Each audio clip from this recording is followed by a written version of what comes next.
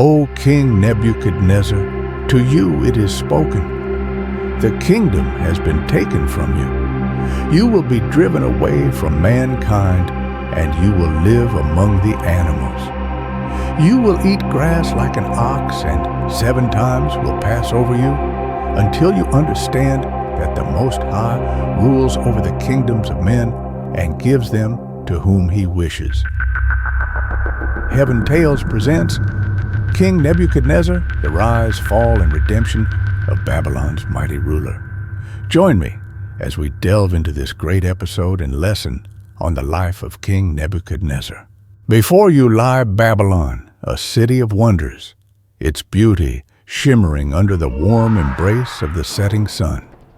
Behold the walls of Babylon, rising over 300 feet. Now, feast your eyes on the crowning jewel, the hanging gardens of Babylon, a gift of love from King Nebuchadnezzar to his queen Amytas, who longed for the green mountains of her homeland. These gardens weren't just a marvel of nature. They were a marvel of human ingenuity. Imagine the dedication, the sheer brilliance it took to create this paradise in the midst of a desert. In the ancient kingdom of Babylon, the people lived under the rule of a powerful king named Nebuchadnezzar. Nebuchadnezzar had conquered lands far and wide, and his empire stretched across great distances, from Egypt to Persia. The people respected him, for he was wise and strong, and he was known to be one of the greatest kings of his time. His city, Babylon, was magnificent, filled with towering walls, grand palaces, and temples to honor their gods. But the most famous of all was the Hanging Gardens, an incredible creation of trees, flowers, and flowing water built high above the ground. Nebuchadnezzar had built it for his beloved wife, and it became one of the wonders of the world.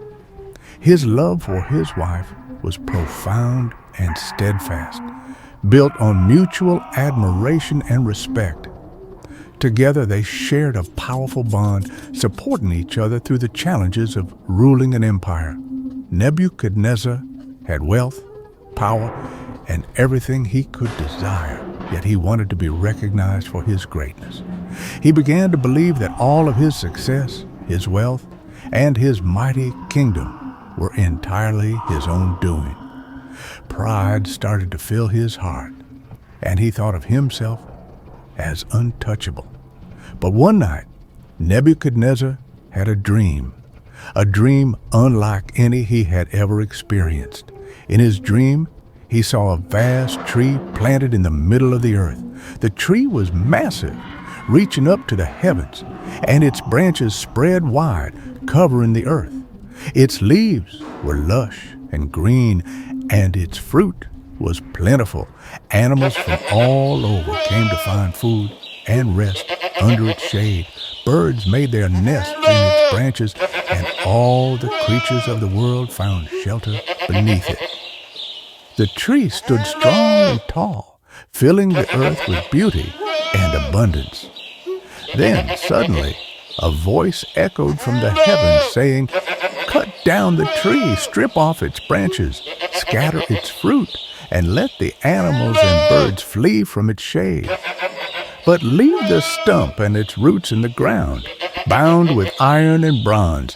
Let him live among the plants of the field, and let his mind be changed from that of a man to that of a beast, until 7 times pass over him."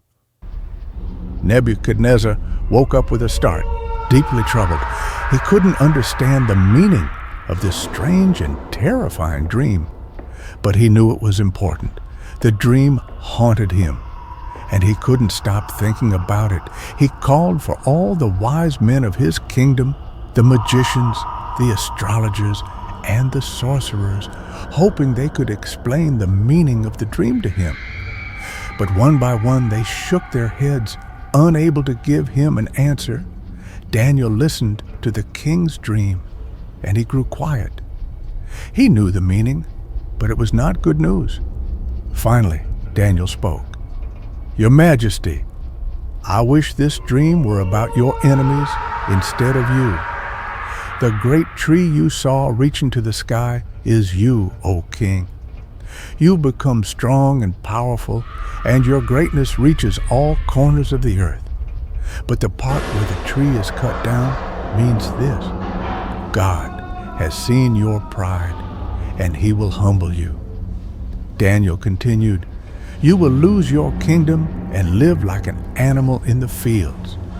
You will eat grass, and your mind will be taken from you until you understand that the Most High is ruler over all kingdoms. Only then will your kingdom be restored to you. And the king continued with his life, ruling as he always had, taking pride in his wealth. One evening, as Nebuchadnezzar walked on the roof of his grand palace, he looked out over the city of Babylon. He saw the tall walls, the magnificent temples, the beautiful gardens, and he said to himself, is not this the great Babylon I have built by my power and for my glory? As soon as those proud words left his mouth, a voice came from heaven saying, O King Nebuchadnezzar, to you it is spoken. The kingdom has been taken from you. You will be driven away from mankind, and you will live among the animals. You will eat grass like an ox, and 7 times will pass over you, until you understand that the Most High rules over the kingdoms of men and gives them to whom he wishes. In that moment, Nebuchadnezzar's mind changed. He lost his reason and became like a wild animal. His hair grew long like eagle's feathers, and his nails were like birds' claws. For 7 years, Nebuchadnezzar roamed the fields, living off the land and eating grass.